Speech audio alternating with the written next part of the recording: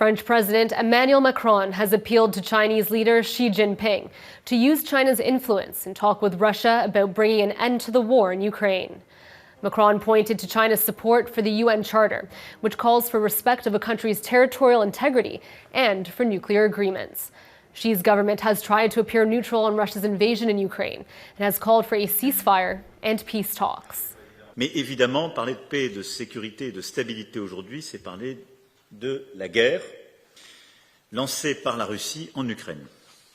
Et sur ce sujet, vous venez d'avoir des mots importants, et je veux ici, au fond, reprendre le fil de notre échange. En effet, cette guerre, d'abord, met fin à des décennies de paix sur le continent européen. Mais c'est notre guerre à tous, et vous l'avez très bien rappelé. D'abord parce qu'un pays, membre permanent lui aussi du Conseil de sécurité, a décidé de violer la charte. Et nous ne pouvons accepter cette situation. La deuxième chose, vous venez de rappeler avec beaucoup de force le sérieux, l'esprit de responsabilité qu'imposent les questions nucléaires.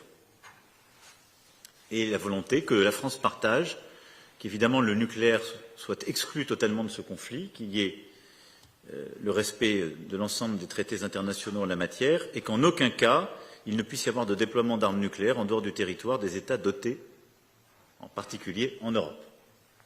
Et à cet égard, chacun doit être rappelé à ses devoirs, en particulier la Russie, qui a annoncé il y a quelques jours vouloir déployer en Biélorussie de telles armes, ce qui est non conforme aux engagements pris à votre égard, à notre égard et au droit international. 关于乌克兰危机，中方坚持劝和促谈，政治解决。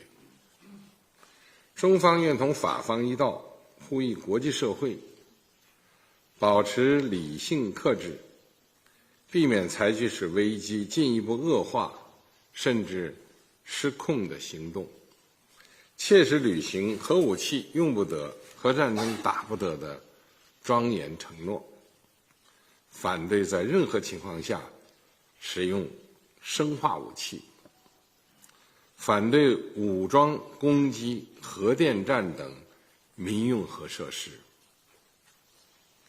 尽快重启和谈。当今世界正在经历着深刻的历史之变，中法作为联合国安理会常任理事国和具有独立自主传统的大国，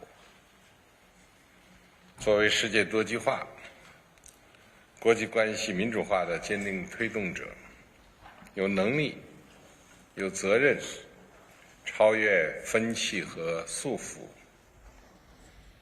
坚持稳定、互惠、开拓、向上的中法全面战略伙伴关系大方向，践行真正的多边主义，维护世界和平、稳定、繁荣。